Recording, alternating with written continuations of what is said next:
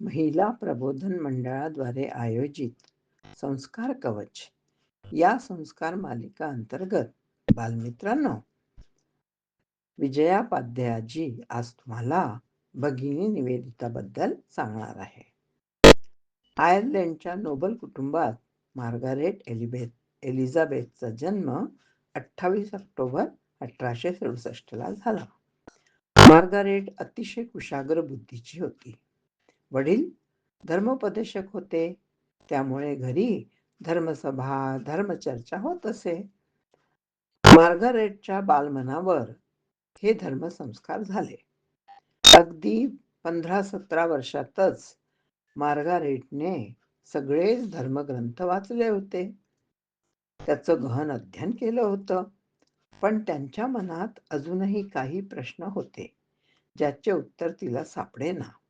माझा जन्म कशासाठी झाला? माझ्या जगण्याचा उद्देश काय? जगत आणि जीवन याचं अंतिम सत्य काय? वगैरे वगैरे. हे प्रश्न त्यांना स्वस्थ बसू देत नव्हते. संयोगाने त्यांची भेट इंग्लंडमध्ये भारतातल्या एका ज्ञानी संन्यासाशी झाली, म्हणजेच स्वामी विवेकानंदांशी झाली. स्वामीजीच्या व्याख्यानाने त्या इतक्या प्रभावित झाल्या की त्यांनी भारतात येण्याची इच्छा स्वामीजींना बोलून दाखवली. स्वामीजींनी त्यांना सांगितले की माझ्या देशावर ब्रिटिशांचं शासन आहे. माझा देश गरीब आहे, मागासला आहे. पण भूतकाळात माझा देश सर्वार्थाने कसा वैभवशाली होता हेही सांगायला ते विसरले नाहीत. मात्र मार्गारेटचा निश्चय पक्का होता आणि त्या 1898ला भारतात आल्या. स्वामीजींच्या शिष्या झाल्या. स्वामीजींनी त्यांना संन्यास दीक्षा दिली आणि त्यांचे नाव बदलून भगिनी निवेदिता झाले. भगिनी म्हणजे बहीण आणि निवेदिता म्हणजे समर्पिता. जिने आपली मातृभूमी सोडून भारत देशासाठी पूर्ण समर्पण केले, ती निवेदिता. आणि या मातीशी त्या या भूमीशी कायमच्या एकरूप झाल्या. स्वामीजींच्या लक्षात आलं की अधूनमधून भगिनी निवेदिताला मातृभूमीची म्हणजेच तिच्या आयर्लंडची आठवण येत असे आणि त्या खूप उदास व्हायच्या. स्वामीजींना निवेदिताला सांगितले की दुर्गा देवीचा मंत्र जप केल्याने हळूहळू तुला प्रसन्न वाटेल. आणि खरंच निवेदिताने त्या मंत्र जपाची अगदी निरंतरता सुरू केली आणि त्याची त्यांना इतकी सवय झाली की त्या घराबाहेर पडायच्या आधी मंत्र जप करीतच असे. त्या त्यांचा अनुभव सांगायच्या की या मंत्र जपाने खूप आत्मबळ मिळतं. नव्हे नव्हे कुठलंही साधारण कार्य जरी हाती घेतलं तरी ते असाधारण कार्य होऊन जायचं. स्वामीजींच्या सांगण्यावरून भगिनी निवेदिताने संपूर्ण भारत भ्रमण केले. हा देश, इथले रहिवाशी तिने अगदी जवळून बघितले आणि त्यांना भारताचे खरे दर्शन झाले. त्यांना आता मनोमन समजले की माझ्या जीवनाचा उद्देश म्हणजे या देशाची सर्वार्थाने सेवा आणि त्यांना त्यांच्या जीवनाचा कार्यबोध मात्र आता समजला आणि त्यांचे अखंड सेवाव्रत सुरू झाले. सेवा हे यज्ञकुंड समिधा सम हमजले या ओळी तंतोतंत जगणारा थोर जीवनवृत्ती भगिनी निवेदिता म्हणजेच समर्पिताने या देशासाठी तन मन धन सर्व समर्पित केले. बरं मुलांनो, त्यांच्या लक्षात आले की भारतात मुलींना तेव्हा शाळेत पाठवत नसत. याचा अर्थ भारत तेव्हा गुलामीत होता, सुरक्षित नव्हता, कारणे जे काही असतील. पण याचा अर्थ हा नाही की कायमच इथे महिला मागासल्या राहत असे. वेद काळात गार्गी मैत्रेयी सारख्या शास्त्र व शस्त्र जाणणाऱ्या अनेक विदुषी झाले आहेत बरं.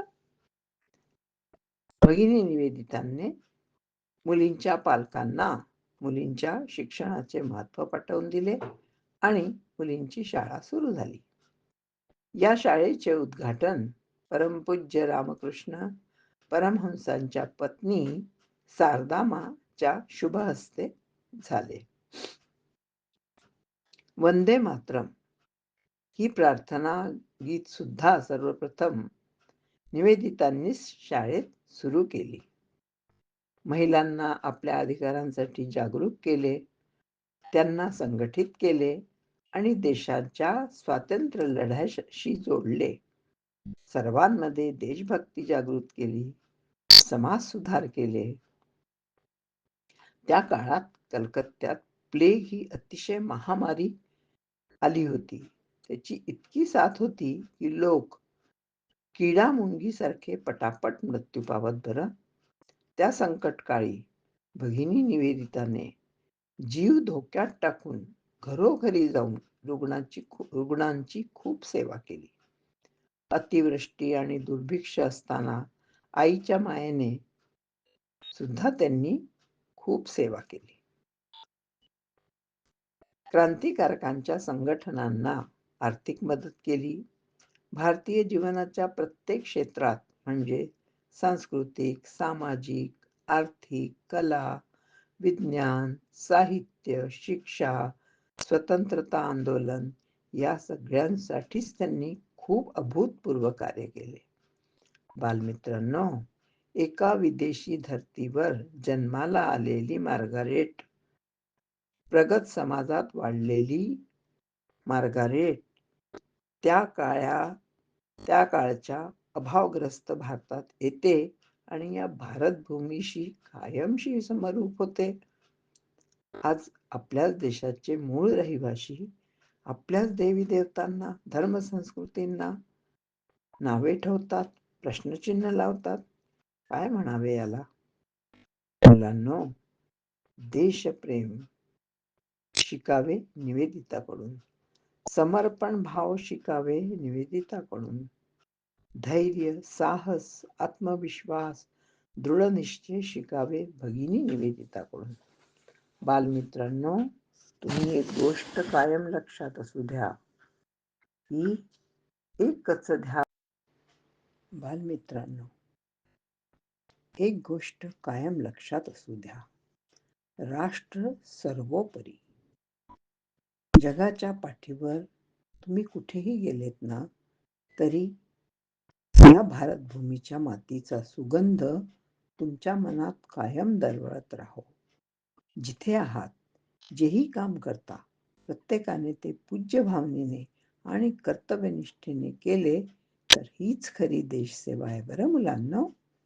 विदेशी धर्तीवर जन्म घेऊन सेवावृत्ती, कर्मयोगी, भारतावर निस्सीम प्रेम करणाऱ्या भगिनी निवेदिताला कोटी कोटी प्रणाम. जय हिंद, जय भारत.